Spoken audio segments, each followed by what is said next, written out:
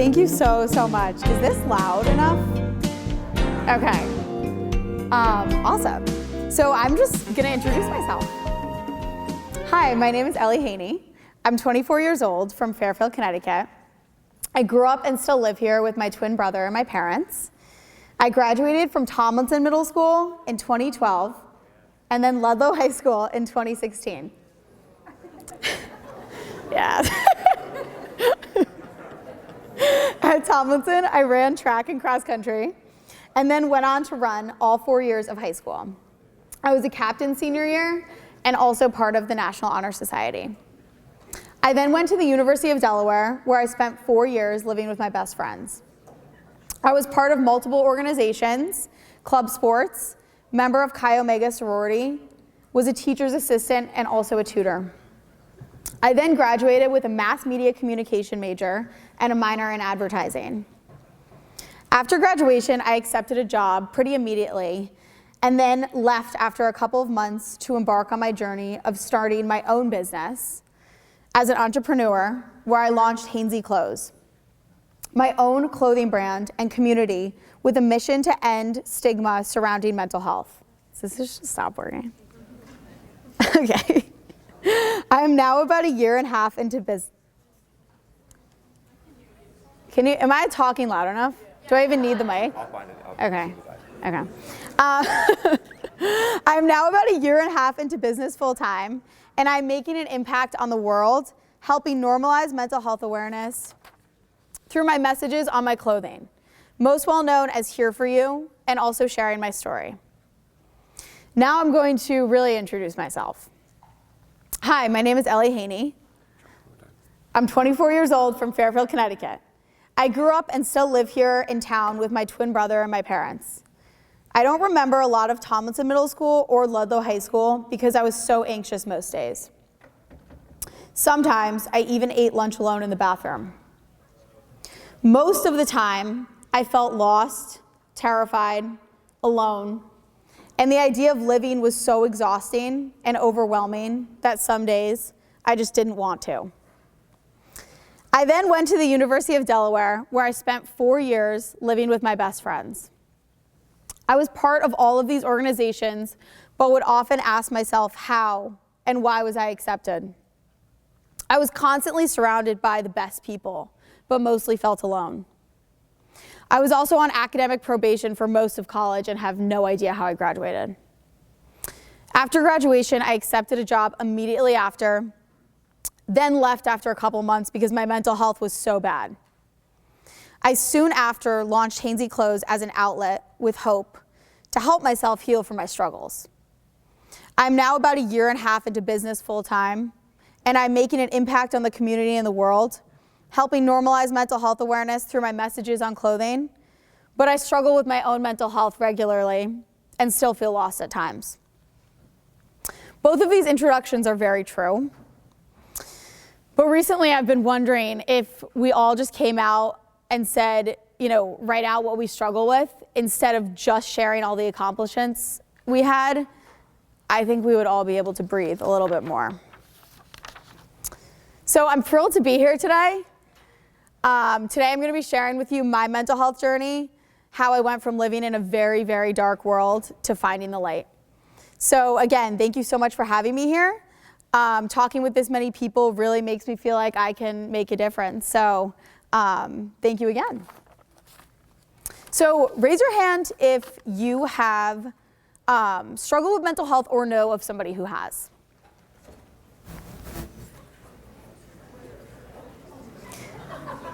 So usually when I ask that question, like 50 to 75% of people raise their hand.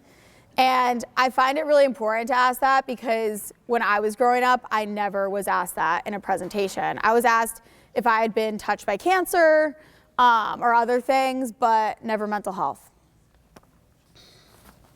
So before I start talking today, I do just want to say that I'm not a professional. I'm not a trained or licensed counselor.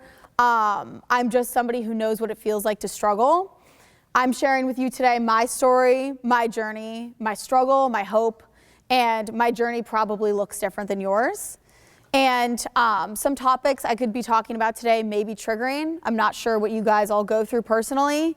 Feel free to step out of the room at any time, get some water. I won't be offended. That's totally normal and all good. So just wanted to say that. So now I'm going to really just talk to you guys about how I grew up and how I got to where I am today. So obviously that's a picture when I was a baby. That's one of my favorite pictures of myself as a little kid. And pretty much I went through, you guys know I grew up in Fairfield, so I went to elementary school and high school, elementary school to high school, all in Fairfield. So that all happened for me in Fairfield. I just remember feeling extremely disconnected to everything most of my growing up, like when I was growing up. I had a lot of anxiety, which I didn't really know was anxiety. In middle school, high school, I always remember comparing myself to other people. Why does my friend have a boyfriend? Why do I not? Why does this boy like my friend more? Like, I just couldn't drop things. I was very, very insecure, very self-conscious, worried about a lot of things. I also remember feeling pretty isolated for most of my life growing up, even in elementary school. I always had friends and a supportive family, was always extremely gracious and grateful. However, I just felt alone, and I felt like I was surviving and existing, but not really living. The only thing about mental health that I knew was I knew that my uncle suffered from mental health. That was the only knowledge of what mental health was to me, really, and pretty much all I knew about it were the words mental health. I lost my uncle to suicide, and I never asked about that because I was so afraid that if I would talk about it, it would make everybody uncomfortable. In the meantime, that's exactly what I did with my own struggles. I never talked about them because I never wanted anyone to feel uncomfortable, so I was left feeling uncomfortable. I then went to college at the University of Delaware. So my parents were pretty strict in high school. I wasn't allowed to do a lot of things. Like I remember I couldn't go to 2 parties like the same weekend. I always had a curfew, etc. So when I got to college, I went to a 20,000 person school. There were no rules. I could do whatever I wanted. Didn't matter if I really showed up to class because my classes were 300 people. My professors didn't take attendance. So I felt way too invincible. And ultimately what happened to me was one night I was out and I got really, really drunk and I was really, really high as well, and I was sick.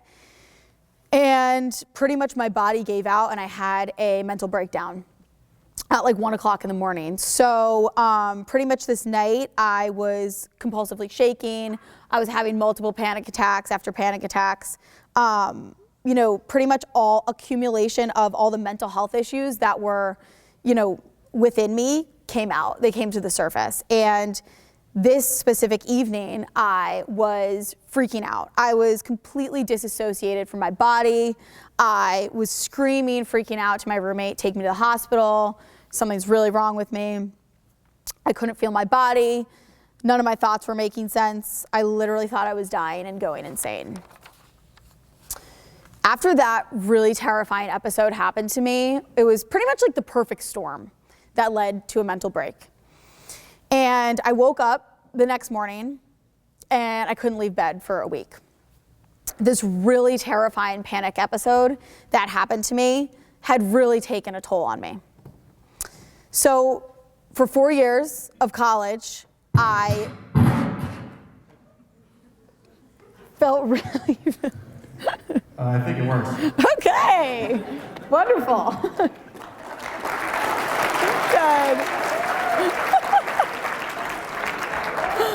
I'm sorry.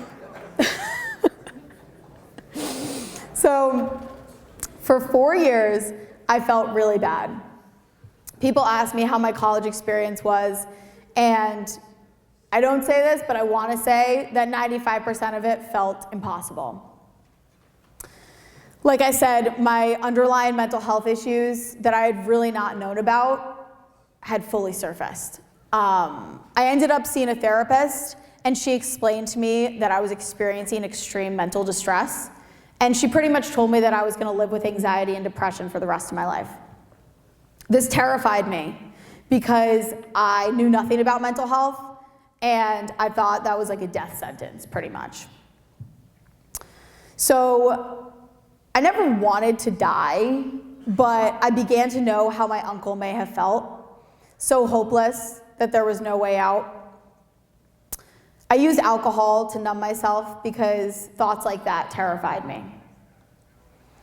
I genuinely believed some of the thoughts I was having were crazy. I would Google my thoughts and how I was feeling all the time, and I diagnosed myself with mental illness after mental illness, and I was in so much pain for so long that sometimes it feels crazy that I actually made it out.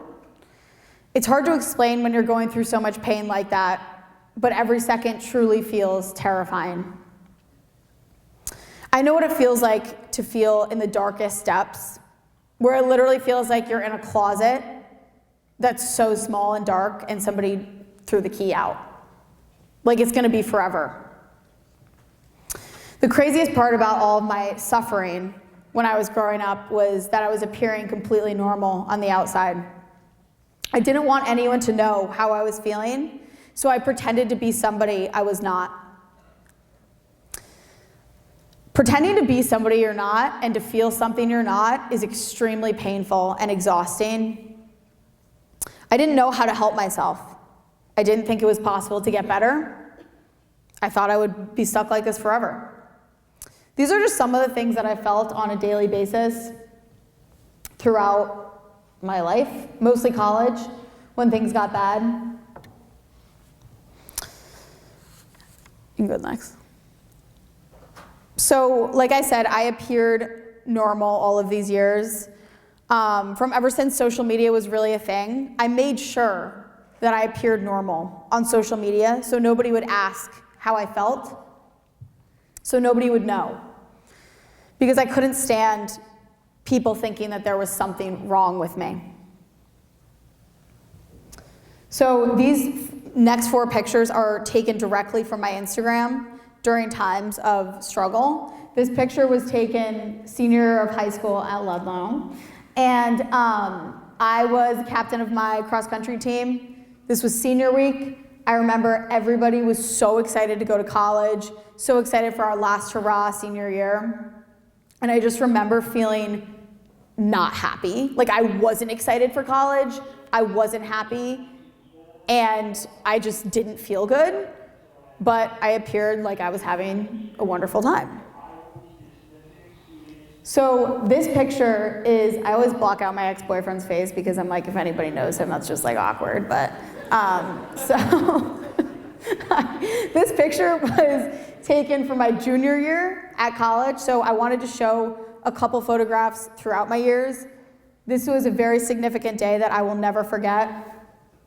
I was dating this guy at the time, and he went to a different college, so he was visiting me at school for the first time, meeting my friends for the first time. It was a beautiful April day, 65 degrees. We had this whole day planned of brunch, fun, going out, all this stuff.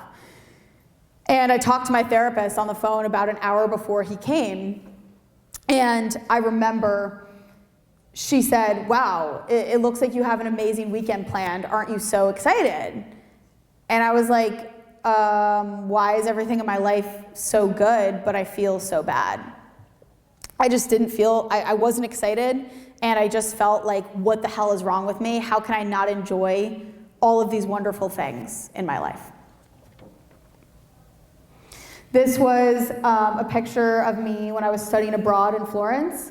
About an hour before this was taken, I had like a full-blown panic attack and was like, I can't be here. My anxiety's taking over. I'm literally, the second I get home, I'm booking a flight back to Connecticut. And as you can see, that picture looks like I was so happy and on top of the world, and I couldn't have felt less like that. This last photo was senior year of college at my sorority formal. I just remember feeling like, why are these girls friends with me? I have nothing to offer. I just never looked at myself highly and was always just like, why are they friends with me? However, I appeared to again, be very happy. So after showing you all those, literally taken from my Instagram, it's just proof that you really never know what somebody is going through. And you can appear normal and very much not be. So now I'm going to talk about how I found hope and how I turned the corner and really learned how to help myself.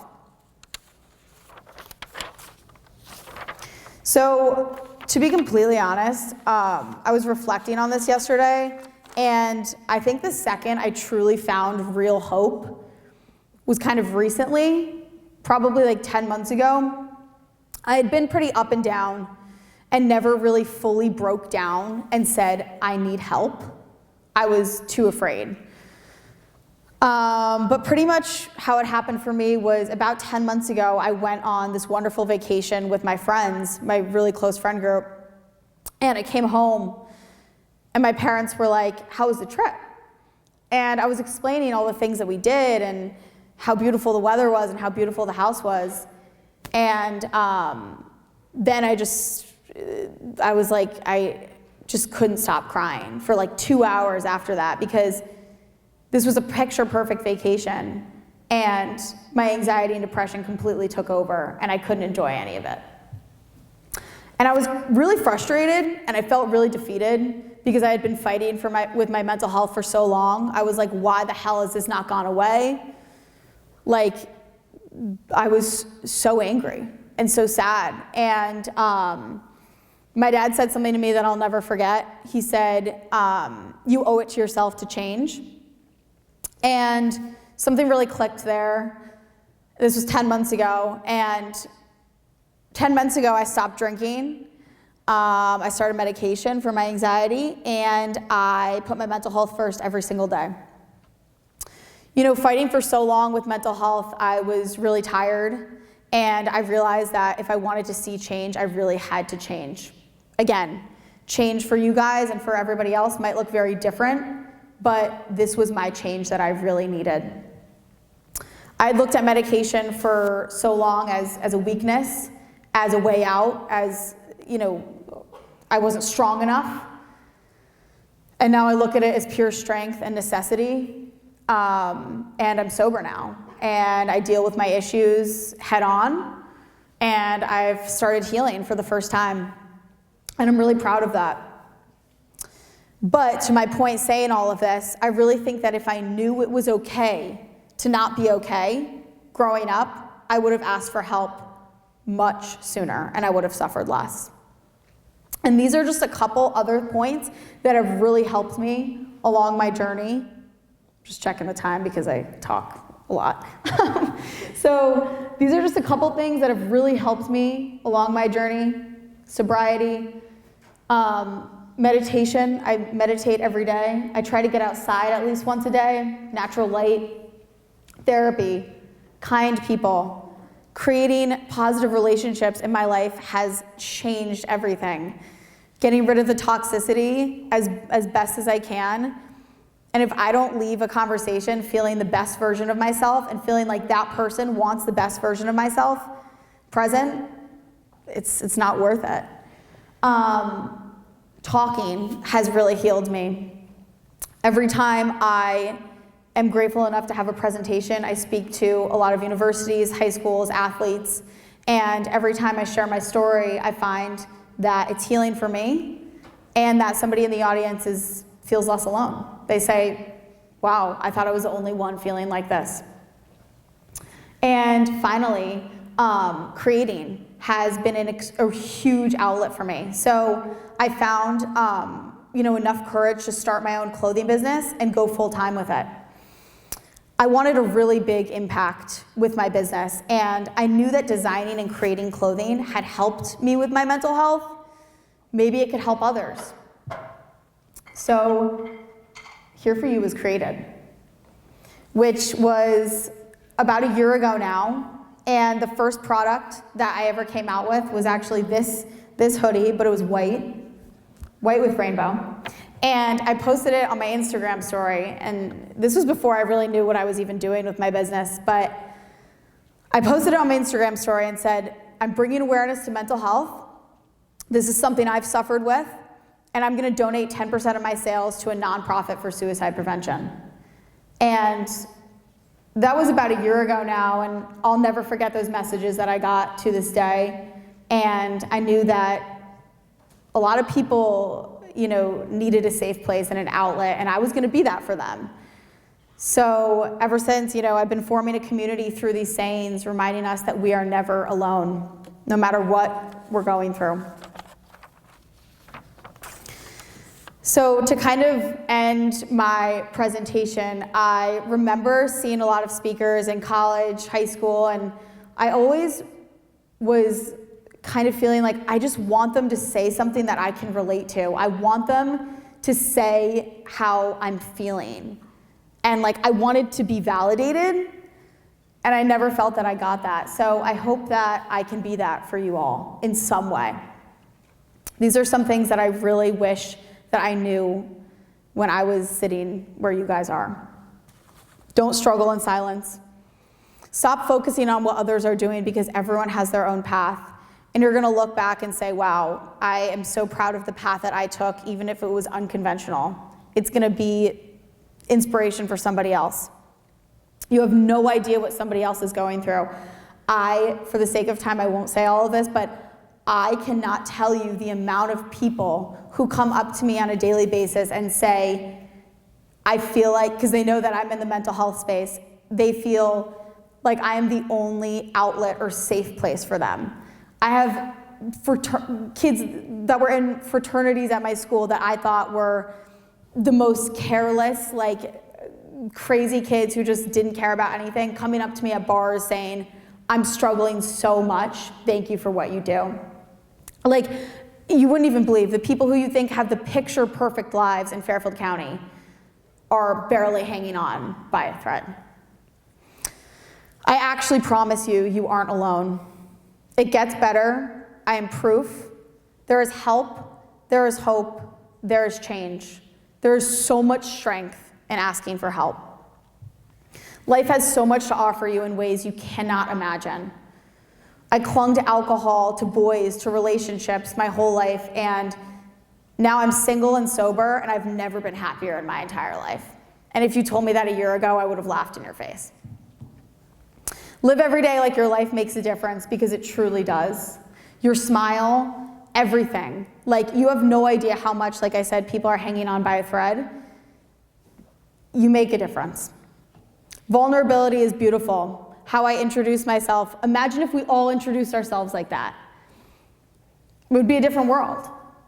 I want to hear about the stuff that's really going on in your life, that you're really struggling with. I want to connect with you as a person. Yeah, your accomplishments are great, but that's not what makes you who you are. It's really okay to not be okay.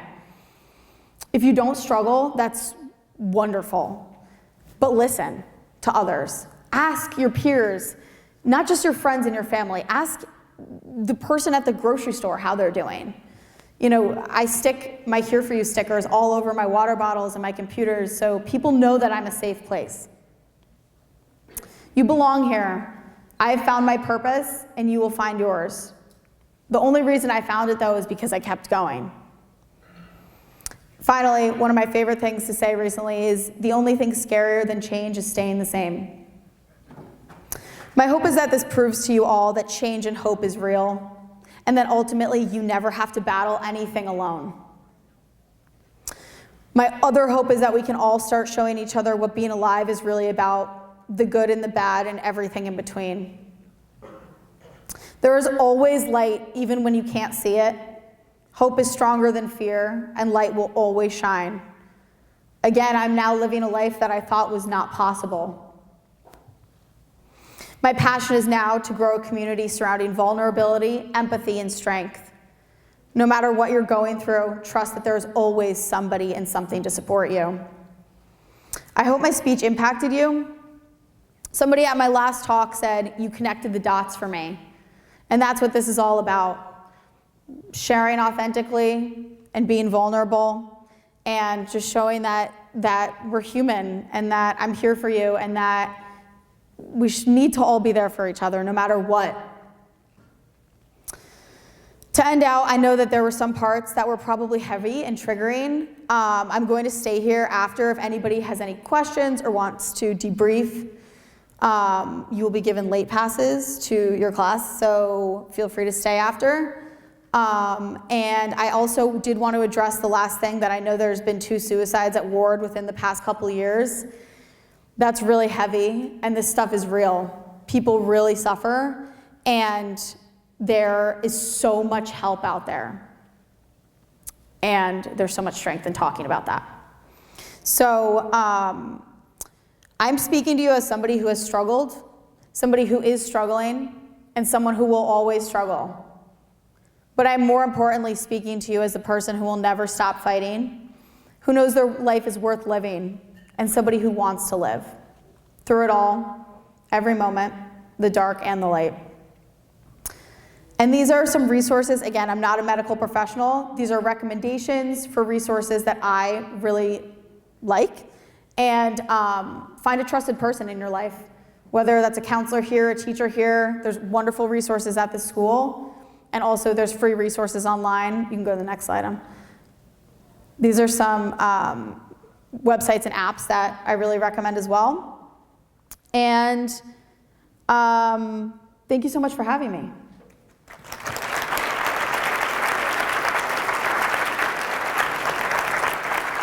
Thank you. Oh, wait. Sorry. I also have some stickers to hand out to all of you. So